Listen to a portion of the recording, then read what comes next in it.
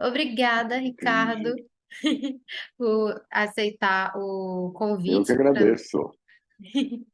A gente está muito feliz de ter a sua exposição aqui no HO, de ter toda a interação que está tendo aqui no espaço com os visitantes, os comentários positivos em relação às obras e tudo mais. E aí, bom, a primeira coisa é se apresentar, né? Eu acho que a gente fala de um público aqui no Eliticica, que é um público, sim, interessado no mundo da arte, eles estão dentro desse circuito, mas também tem um público que não necessariamente sabe de todos os artistas que a gente chama para fazer as exposições ou que passam por uma seleção e tudo mais, né? Então, eu gostaria que você se Uhum. apresentasse e dissesse toda a sua trajetória e tudo mais para ambientar e situar também os nossos ouvintes de hoje, né?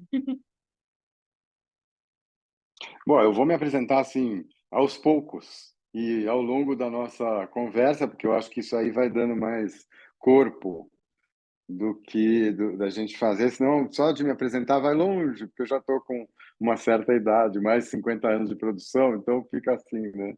Mas eu sou artista plástico, designer gráfico, produtor cultural, tá?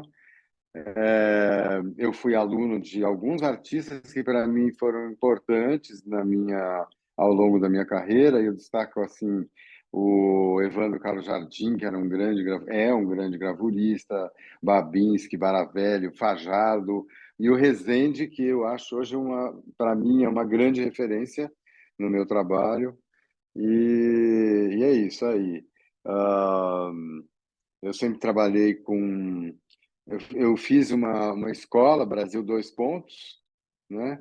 E trabalhei muito em ateliê durante minha carreira toda, né? É isso aí. Aí, ao longo do tempo, né? Eu ainda era bem jovem, eu participei da Bienal de São Paulo em 92. Depois eu participei, quer dizer, aliás, na de Bienal de São Paulo eu participei em 74, né?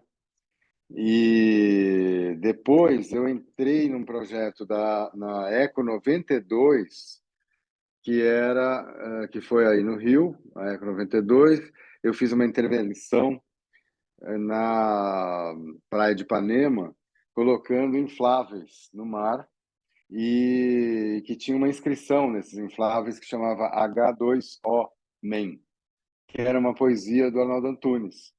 E eu nomeei esse trabalho de Bólides Marinhos, que é uma referência direta aos bólides do Hélio Oiticica, né?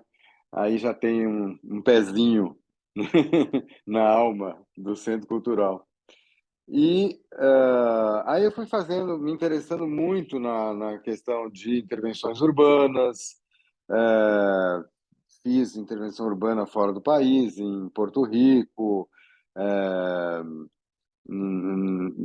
eu criei um projeto de um museu que chamava Museu do Papel, quando eu tinha um escritório de design num espaço bonito aqui em São Paulo. E, em paralelo ao meu escritório, era uma vila, eu desenvolvi um projeto do Museu do Papel. E aí, quando fizeram o Museu do Papel lá em Porto Rico, eu fui lá e fiz uma intervenção também nas escadarias da igreja matriz de lá de Saint-Germain. Então, assim, eu tenho uma carreira que ela vai cruzando muito com questões da minha produção cultural com a minha produção pessoal. Em alguns momentos, eu discuti muito os limites do design e das artes visuais, né? Quer dizer, o design, que é uma coisa de encomenda, que ela tem, em princípio, ela pressupõe um processo de produção industrial, e já no caso das artes visuais, ela é uma produção única, que tem um pensamento e que não obrigatoriamente tem um processo de produção em escala, né? Ah, e quando eu era bem menino, bem moleque mesmo, porque quando eu tinha 16 anos, eu montei uma escola de arte. Então, a área educativa sempre foi muito importante para mim, o processo de pensamento da área de educação através da arte. eu tinha uma orientadora, que era a Ana May Barbosa, que tinha uma escola que chamava Escolinha de Arte São Paulo, e eu tinha uma escola dentro de um clube em São Paulo que chamava Clube Hebraica. Essa escola, para você ter uma ideia, quando eu abri, foi 1975, por aí. Eu, eu fiquei lá durante, sei lá, tive durante uns 3 anos aproximadamente. Ah, não, ela foi de 69 até 1972, tá? Então, exatamente, porque eu tinha 16 anos, eu nasci em 53, e aí em 69 eu abri essa escola, e foi muito legal, porque era uma coisa que minha escola, que era vocacional, aqui em São Paulo, ela exigia que a gente tivesse um trabalho quando entrasse no colegial, né? Na época chamava colegial. E aí eu propus a ideia de montar uma escola de artes, porque eu já tinha interesse dentro dessa área. Convidei uma colega de classe, depois tinha dois colegas também que eram funcionários dessa escola. Enfim, foi uma coisa muito legal. Mas o que é bacana é que essa escola ela existe até hoje, né? Então, você vê, desde 1969, uma escola que eu criei ainda existe dentro desse clube. E o que é legal é que outro dia eu estava pensando com relação à minha proposição junto ao primeiro encontro de educação através da arte que teve na Escola de Arte de São Paulo com essa Ana May Barbosa, é que eu queria fazer a ideia da desconstrução da expectativa que o aluno teria ao entrar numa escola de arte, né? A ideia da escolinha de arte, que os pais vão lá, não, vai lá fazer um desenhinho, vai lá fazer uma pinturinha, vai lá fazer uma argila e tal. E a primeira coisa que eu fiz dentro desse projeto era que as crianças entravam dentro de uma sala e em um tinha diferentes materiais, mas todos que você pode imaginar: cola, barbante, tesoura, tinta, argila, enfim, tinham as coisas que as crianças poderiam fazer dentro daquela expectativa criada do que você faz dentro de uma escola, mas ao mesmo tempo também ela tinha a possibilidade de desconstruir e fazer aquilo que ela quisesse com os materiais que tinham ali disponíveis. Isso vai se refletir hoje, né, em todo o meu pensamento do meu trabalho. Eu acho que isso assim é bonito pensar que é um caminho que vem acontecendo toda a minha vida. Ao mesmo tempo, também em 69, eu participo do primeiro salão dos novos. E hoje, olhando o trabalho que eu ganhei no primeiro Salão dos Novos, uma medalha de bronze, e depois no segundo eu ganhei uma medalha de prata, os trabalhos eles têm procedimentos semelhantes aos que eu faço hoje, né? É... E é interessante, porque são procedimentos, mas são evolução, outros pensamentos, outras coisas e tal. Mas é legal porque ao mesmo tempo também me faz pensar o quanto que, desde aquela época, para mim já era importante a discussão sobre a arte e meio ambiente, a questão de pensar a mudança do estado da matéria, e que foram trabalhos que eu fui desenvolvendo ao longo do tempo. Então, eu estou te falando assim, tudo meio solto, porque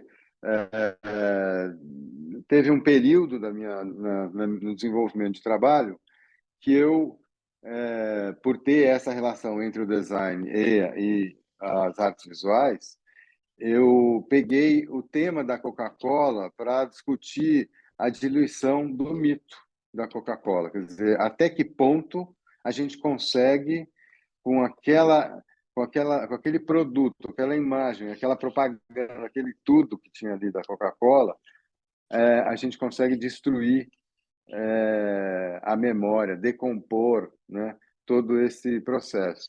E aí foram anos de trabalho pensando sobre isso. Depois de muitos anos eu fiz uma exposição e me lembro até que nessa exposição uma das primeiras pessoas que entrou foi o Paulo Herkenhoff, e eu tinha uma sala imensa com telhas que eram feitas de meias garrafas de Coca-Cola, mas elas eram grandes. Eu não fiz no tamanho original, não. Eu fiz de tamanho de telha.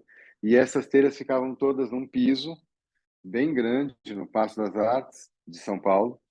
E sugeria que as pessoas quebrassem ali para se desabafar, né, em cima da marca, né, e quebrar tudo aquilo. Eram feitas de barro, né, eram telhas de barro. E aí virou um sítio arqueológico, né?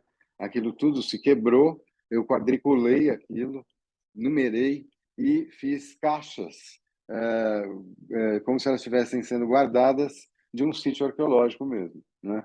Esse material depois foi exposto na Espanha, numa exposição que chamava Resistência, né? E, enfim, aí depois desse trabalho, que era uma exposição bem mais longa, porque também eu usei aqueles cubos de latinha de Coca-Cola, que se achatava, formavam aqueles cubos, e eles ficavam pendurados dentro de uma outra sala, era uma outra instalação, com caixinhas de música, e o som desconstruído dessas caixinhas de música, né, de realejo e tal. Era a ideia de realejos, né, mas também utilizando essas matérias. E assim foi. Até que depois esse trabalho também tinha lá uma coisa que essa, eram feitos de ceras derretidas, também propondo a diluição da matéria, mudança de estado, enfim, longo, trabalho bem longo. Tá? Depois esse trabalho foi exposto, uma parte dele foi exposto na Alemanha. Enfim, eu fui fazendo uma carreira de desenvolvimento de trabalhos que de muito o meu papel aqui, eu fui expondo mais fora do Brasil. E até que chegou um certo momento em que eu resolvi, eu tinha a galeria, que era a Nara Hessler, foi muito legal, assim, fiz exposição lá, depois eu fiz exposição em Nova York, é, participei de um projeto que chamava Art for the World, que dava uma girada pela Suíça, Nova York, Índia, São Paulo, enfim, foi um projeto muito legal em que eu já estava trabalhando já com questões urbanas, eu tinha feito uma grande agulha, como que ela ficava presa no asfalto, e o asfalto aquele pesponto, assim como se fosse uma grande costura urbana que eu estava trabalhando ali. Depois também tinha um grande band-aid, enfim, coisas que eu fui trabalhando na discussão do espaço urbano e também discutindo a questão social e do meio ambiente, né? Eu estou falando aqui tudo meio solto, mas eu participo também, de novo, de uma outra Bienal, dos 50 anos da Bienal, e no momento onde, em 98, o Paulo Reckenhoff foi curador da 24ª Bienal do Brasil, de São Paulo, eu participo como um curador adjunto dele para trabalhos ligados à web art, né? E ali, nesse projeto, eu apresento vários trabalhos de web art que não são só brasileiros, né, do mundo inteiro. É o primeiro momento onde a questão da web art é trazida para a discussão da arte, e isso consta até num livro do Arlindo Machado, que tem a definição sobre o web art, consta essa minha participação. E, e aí eu proponho um projeto que eu chamei de curto-circuito, que é um trabalho que eu fiz de colocar uma câmera no presídio, num presídio de São Paulo, que enxergava a Bienal. E o pessoal da Bienal enxergava a pessoa que estava dentro do cárcere, né?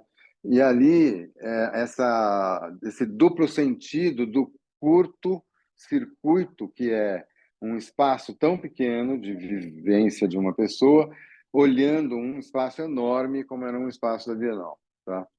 Enfim, aí, assim, estou jogando coisas que foram feitas ao longo do tempo, que eu acho que é legal, e aí eu, nesse meio tempo, dentro da minha carreira como gestor cultural, eu fui diretor do Paço das Artes num período, e depois eu fui convidado e atuei como diretor superintendente do Itaú Cultural, né? E lá eu fiquei 7 anos trabalhando praticamente, desenvolvendo projetos importantíssimos, que é o, o programa Rumos, que tem até hoje, o programa das enciclopédias de arte, que também tem até hoje, e os eixos curatoriais também, que foram aplicados durante esse meu período que estava lá. É, isso é uma outra coisa que, para mim, hoje, também fazendo uma reflexão sobre o meu trabalho, eu diria, é o meu grande trabalho, foi a minha grande obra, né? Eu entendo isto como uma grande obra, porque tinha a coparticipação de todos os artistas com a minha mentoria, né?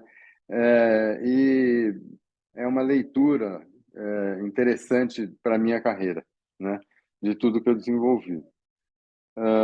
Bom, difícil falar um monte de coisa aqui, mas eu acho que eu fiz uma breve introdução Não, e que bom de carreira que. aí. E que carreira, né?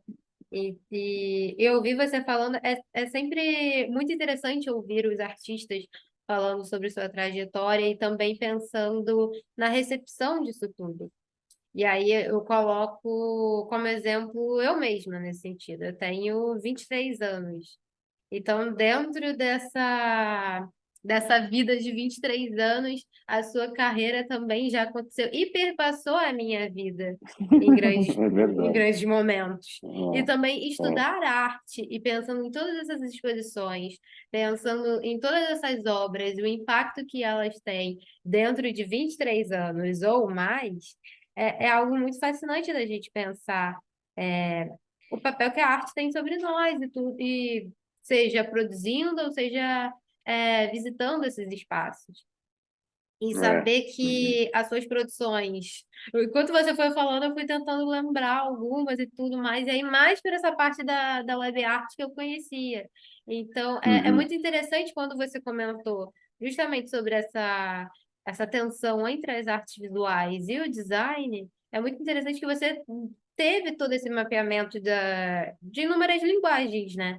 Então, uhum. é algo versátil e também é experimentando. E eu acho que os grandes Ah, é artistas e todos fundamental. os artistas têm essa vontade de experimentar, seja os materiais, como você mencionou, mas também seja questões de suporte ou implicações temáticas. E também é muito bom o fato de ter essa visão cíclica, né?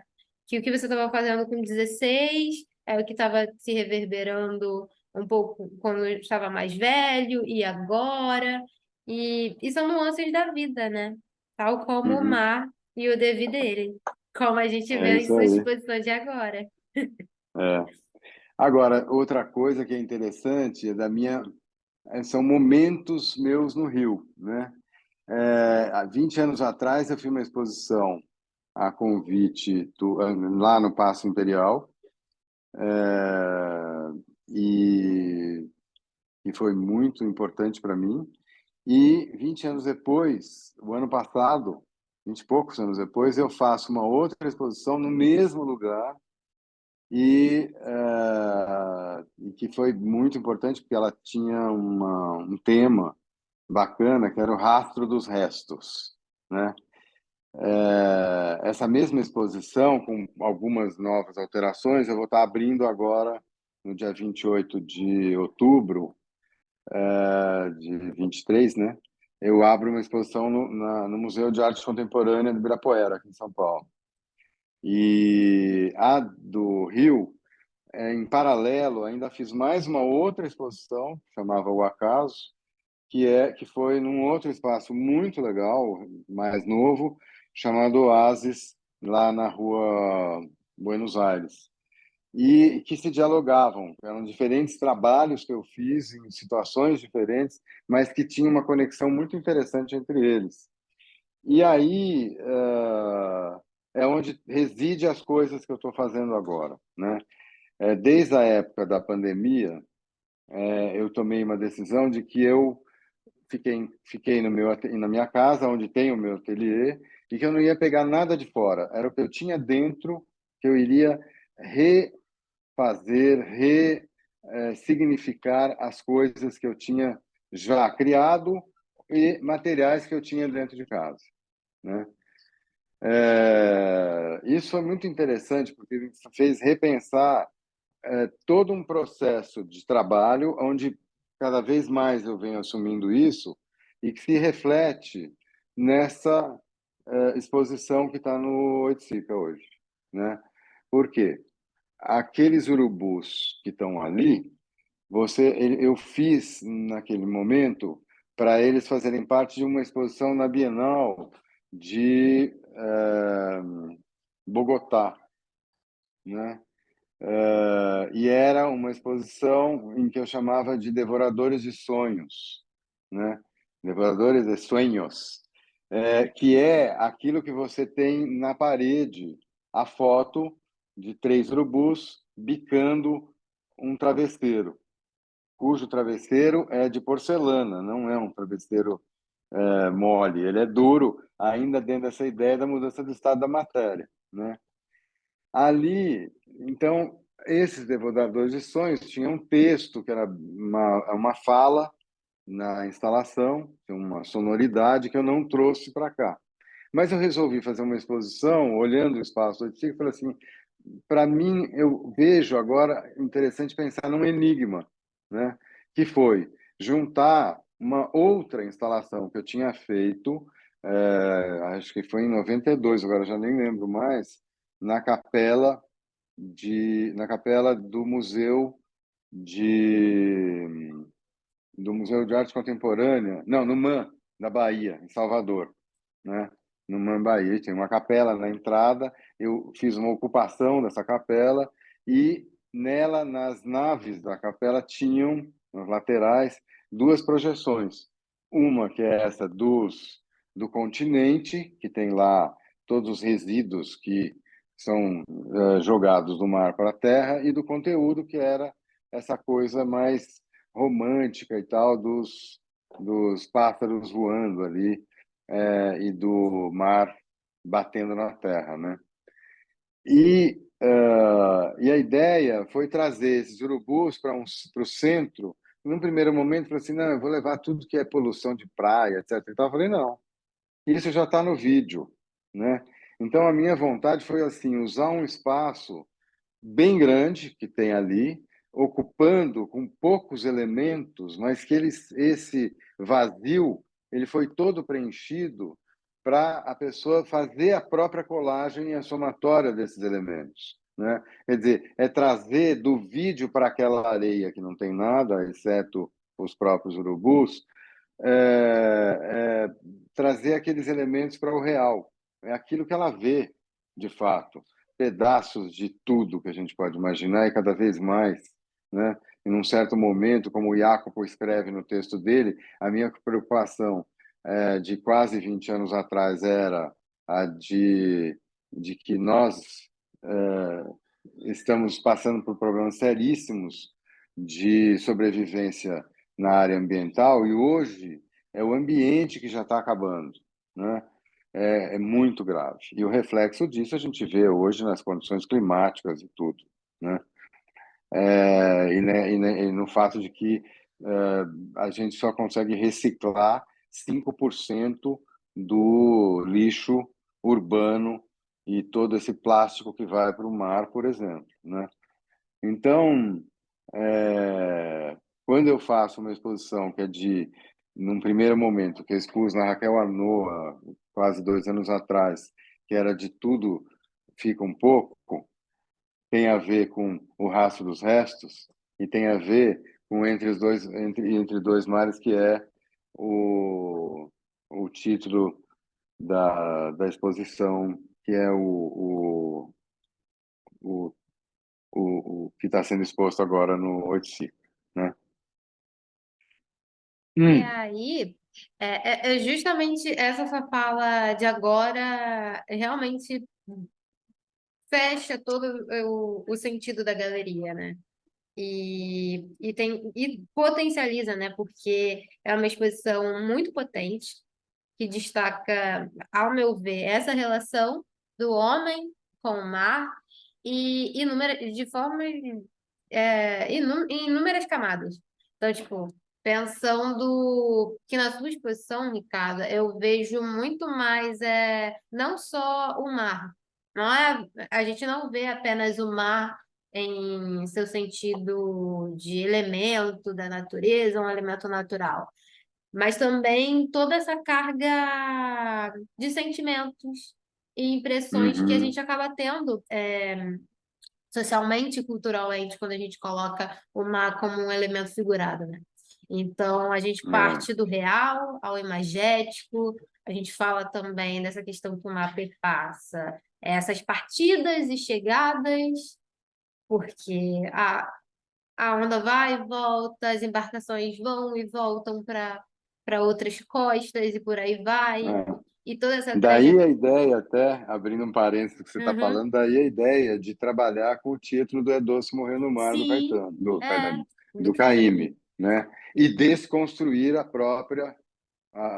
própria música, que também é um trabalho muito bonito que eu pedi para Wilson Sikorsky e ele fez exemplarmente essa desconstrução, né? e é muito bonito. Bonito no sentido estético, mas também bonito no sentimento que a gente vê e a construção na Galeria 8, né? Toda essa dor e saudade, mas também essa aventura e sobrevivência. E até uma coisa muito interessante que durante uma das visitas foi pontuada, né? Uma das visitas mediadas que a gente fez. Porque no Ronald a gente tem uma obra que ele menciona Oxalá e tudo mais. E uma das crianças me perguntou o porquê do título. E logo em seguida, quando a gente foi para a sua exposição, eles mencionaram: Ah, agora eu estou entendendo uma leitura. No começo fala sobre isso, mas agora nessa galeria a gente está mencionando sobre Emanjá e tudo mais. Aí eu falo, por quê? E tudo. E para desvendar também essa leitura, né? E é muito bom Uhum. que cada um vai preenchendo o espaço da galeria de um pensamento diferente, de perspectivas de É. vidas diferentes, né? Uhum. Então, eu acho que o mar é um ótimo recurso para nós, artistas, mas também para pessoas no geral, para se dedicar ao tempo, se dedicar ao pensar e toda essa vastidão, né, que a gente tem com o mar. Então, eu acho interessante a gente ver essa fuga, mas também esse usando o mar como um recurso, né? E É uma qual metáfora muito forte. É. Você exato. sabe que é ainda mais dentro dessas coisas, né? Das minhas preocupações que vão se costurando, porque meu trabalho ele não tem uma. Eu me lembro sempre de uma referência para mim, que é a maneira como o Cildo Meirelles produz o trabalho dele, em que cada um é um, em que não obrigatoriamente existe uma coerência e uma repetição, né? No seu processo de trabalho, como isso pode acontecer com outros artistas. Mas não é o que me preocupa, pelo contrário. Então, tem certos momentos que eu falo assim, puxa, mas como é que eu preciso alinhavar tudo isso? Eu preciso entender como que uma coisa tem a ver com a outra, tal. E óbvio que tem, né? Quer dizer, com o tempo a gente vai Uhum, descobrindo que tem, sim. não tem. E é E todo aí um me faz processo, lembrar, né? Não é e aí tão me de imediato. Não, não é mesmo. Aí me faz lembrar que, por exemplo, o trabalho que eu fiz na Capela do Man da Bahia, que já tinha mar, esse outro, a outra versão do É Doce Morrer do Mar aqui, os bólides marinhos na Eco 92 e água como uma questão, né? E aí eu fiz um outro projeto no Arte Cidade. Agora, não sei se eu vou conseguir me lembrar o período onde eu participei do Arte Cidade aqui em São Paulo, mas certamente foi no final de 90, começo de 2000. Eu participei de um Arte Cidade e que tinha como tema um certo percurso que saía da Estação da Luz e ia até as indústrias Matarazzo, que é num lugar perto do Sesc Pompeia, tá? Em Pompeia. E aí, o meu trabalho foram 4 intervenções usando a água como temática, e a primeira delas eram 100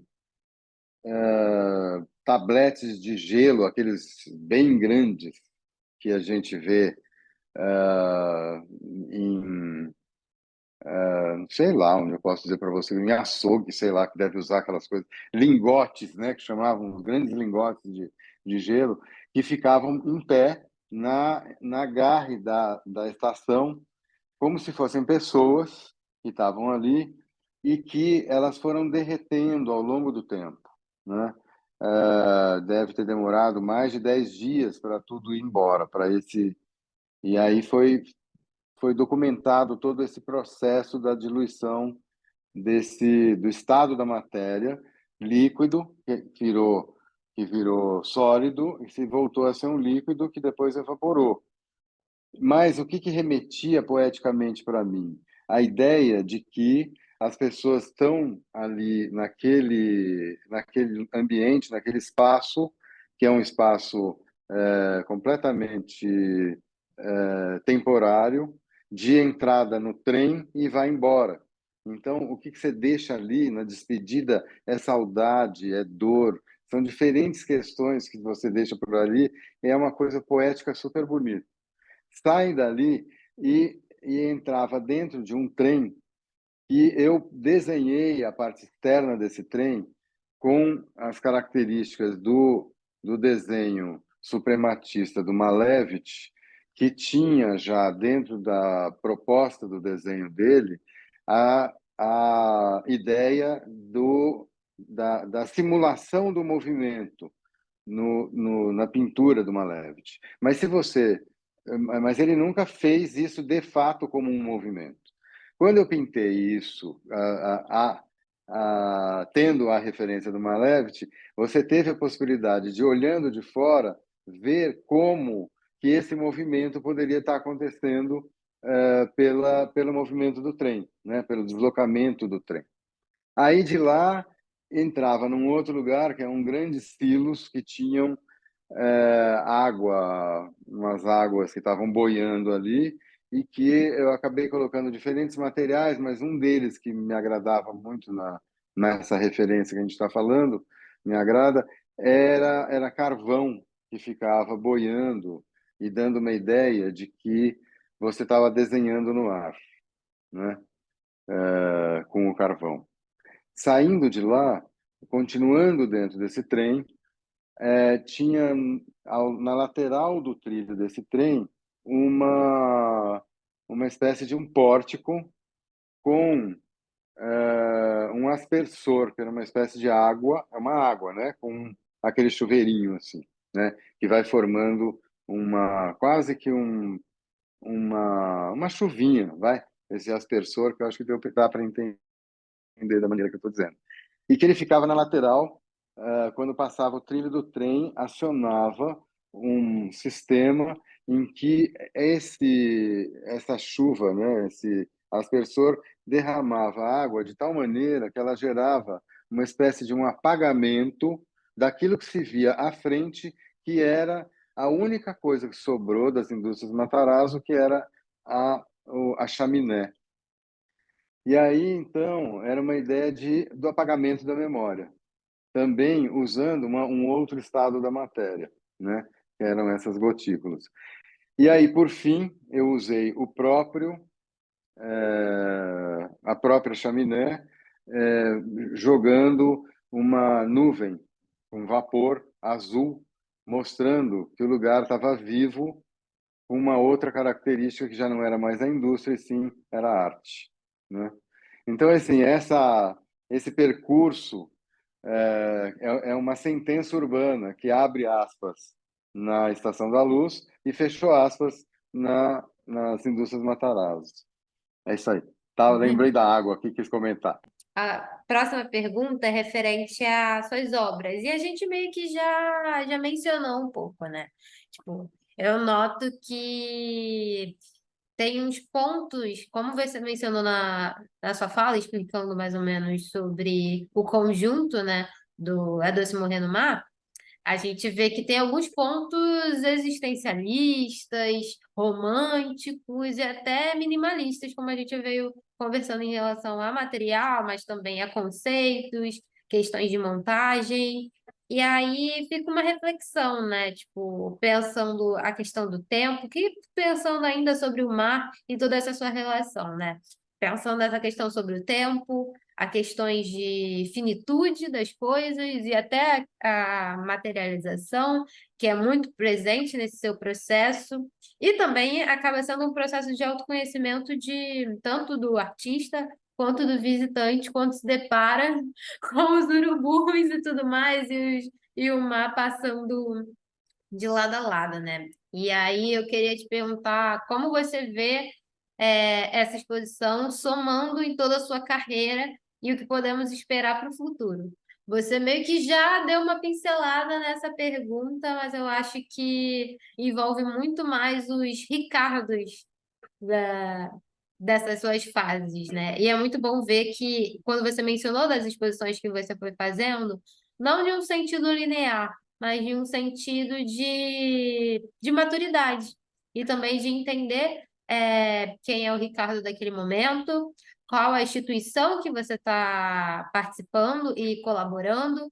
E o que esperar do público frequentador, né? Eu acho que também é muito interessante esses projetos quando não é só sobre a gente, mas sobre outras pessoas, né? Quando a gente pega um elemento tão gigantesco como o mar e os oceanos, enfim. Então, olha,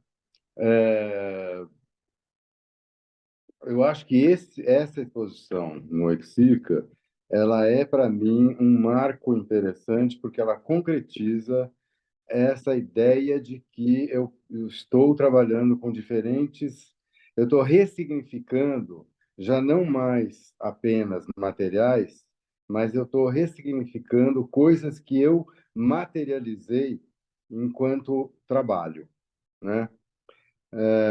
Então você encontra ali praticamente três momentos de produção em que cada um deles tinha um significado próprio e hoje eles foram ressignificados e responderam muito bem ao meu enunciado, né?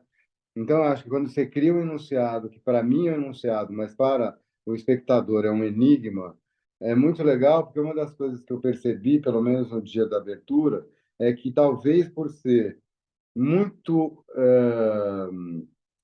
muito enxuto, né? Muito sintético todo o trabalho que está ali, em que pese ter escalas e tudo, as pessoas foram para o texto, né? E o texto, ele é muito importante nesse processo, porque ele é o enunciado também, ele é a chave do enigma para poder entender a somatória do que está ali, né? E eu E fiz muito, questão de não ter mais nada além disso. e não te cortando, mais te cortando, e que texto, né? Muito, muito bem escrito, sério, foi muito bom. Até na montagem, eu estava conversando com o Marcos ou Márcio? Márcio, né? Márcio, né? Isso. E aí eu tava falando, pô, será que vai ter algum texto, alguma questão crítica nas paredes, alguma coisa que a gente possa indicar para os visitantes? Ele disse, sim, vai ter. Espera que daqui a pouco tá chegando a plotagem. E aí quando chegou e ele falou, ó, a partir dali, grande parte das suas dúvidas, acho que não vão ser sanadas, mas vão ser estimuladas. Eu É, acho que é aí é a grande chave de qualquer exposição, né? é. E aí, quer dizer, o que você viu também com essa ideia da materialização dos trabalhos, também eles estão nas minhas exposições, né? Essa exposição O Rastro dos Restos, tem até uma aqui que eu vou mostrar para você, por exemplo, que está aqui no fundo, né? Esse trabalho ele tem o quê? Eu já tinha o que eu chamei de bambolê, feito de madeira, mas ele tem uma diferença ali de espessuras e tal. Tem uma sofisticação no desenho em si desse bambolê e aplicado sobre um resto de tela várias telas que eu nunca estava satisfeito com o produto final dessas telas. e eu fui retrabalhando elas em cima de lonas, que também tem histórias imensas, porque são lonas que são lonas usadas, que vieram de caminhão, que foram, sabe? Tem um outro trabalho, eu não sei se eu vou conseguir mostrar para você. Deixa eu ver. Tchum, tchum, tchum, tchum, tchum, tchum, tchum, tchum, tchum, tchum. Eu mesmo agora não sei se eu vou conseguir chegar lá. Peraí. Esse trabalho que está ali, deixa eu ver se é ele. Esse trabalho aqui, por exemplo, ele é feito de uma lona, a base dele é lona de feira, do avô do Márcio, que você conheceu por acaso, né? O marrom é uma antiga sacola também, que tinha a ver com uma história minha, de filho que viajou o mundo com isso e tal. Então, sabe, quando você vai criando elementos, que é uma colagem que compõe histórias, né? A matéria tem alma, né? E eu estou gostando muito de fazer isso. Eu acho muito. E hoje, uma das coisas que se somam a essas minhas preocupações são essas relações do material industrial encostando num material orgânico num momento assim, quer dizer, assim, um certo instante, existe um estalo de aproximação entre uma matéria orgânica e um produto produzido industrialmente, né, como um tubo de ferro ou um tubo de aço e assim por diante, que isso aí vai ser possível ver na minha exposição no no Museu de Arte Contemporânea de São Paulo, mas que eu já mostrei também no Paço Imperial o ano passado no Rio. Então, então é isso, Ricardo. Muito, quer dizer, não é só isso, né? Tem muito mais. E que bom que tenha mais. E que e, é aquilo que você Ah, mencionou referente à colagem, né? É uma matéria, são várias matérias, são vários materiais, são vários produtos com histórias distintas se encontrando em um único ambiente, né? Que não é uma tela, mas sim um suporte. E que é muito bom ter esse diálogo, né? eu entendo tudo isso dentro de uma categoria do construtivismo, Uhum. que aliás o próprio Paulo Herkenhoff acabou de editar um livro sobre o construtivismo, quatro gerações de construtivismo, e eu faço parte desse livro. Ah, que bom. E é muito legal, porque você vê ali uma forte corrente, né, Uhum. dessa produção aqui no Brasil. E cada um à sua maneira, né? Que eu acho isso também extremamente importante, a gente buscando as características próprias. Mas eu lembrei também, falando de mar, de uma outra coisa que era legal, Uhum.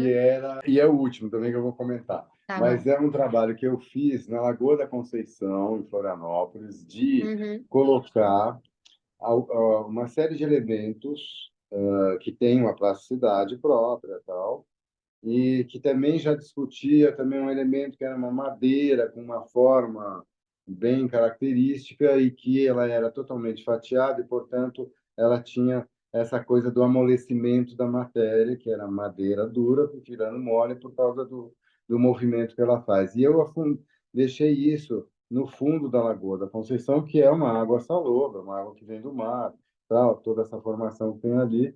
Mas a ideia em si era fazer um estudo dos elementos que foram agregados no fundo do mar agregados à escultura e que eram do fundo do mar. Então tinha lá anêmonas, cracas, um monte de coisas que ficavam ali e que eu entendia que era a criação de uma obra viva, né? E depois esse material foi exposto até numa exposição no Santander de Porto Alegre, e eu me lembro que o pessoal da faxina estava olhando aquilo lá, e eles ficavam morrendo de medo, achando que aquele bicho ia sair de um grande aquário que foi colocado, né? Mas o que foi legal é porque a proposta ali era tentar analisar o desenho que esses elementos eram trazidos e transformar depois numa estrutura que seria para colaborar na reconstituição de arrecifes artificiais em lugares onde isso já tinha se perdido em função da poluição e próximos a essas regiões do mar, onde tem os arrecifes e tal. E eu acabei desenvolvendo esse projeto, virou uma estrutura armada lindíssima, que hoje essa estrutura ela fica à beira de um outro lago, num parque ecológico, em São Bernardo do Campo, e como se ela tivesse assim botando os pezinhos para entrar, para se transformar num recife artificial, tá? E é um grande projeto também a ser desenvolvido assim que possível. Mas é isso aí. Uma hora o meu livro está para sair também lá para comecinho do ano que vem. Aí dá para olhar e entender melhor todo esse processo. Sim, muito obrigada pela conversa. Uhum. Foi incrível e está sendo incrível estar visitando sempre a sua exposição com os visitantes e tudo mais, com as crianças. E foi muito legal, e está sendo legal. E eu acho que é isso. Ter conversas com os artistas é sempre bom, mas também pensar isso para fora da caixinha de estrelato, de tudo mais. É algo sobre um artista em produção, com pautas e questões a serem desenvolvidas. E é isso, como você falou, um organismo vivo, literalmente. Muito obrigado, viu? Nada. Um A abraço gente do aí. Educativo agradece, a gente do projeto a Letícia agradece mais ainda e o Centro Municipal ainda mais. É Muito isso aí. obrigada e E até uma parabéns aí por próxima. todo o trabalho de vocês. Até a próxima. Nada. Obrigado, um Tchau. abraço. Tchau, tchau. Tchau.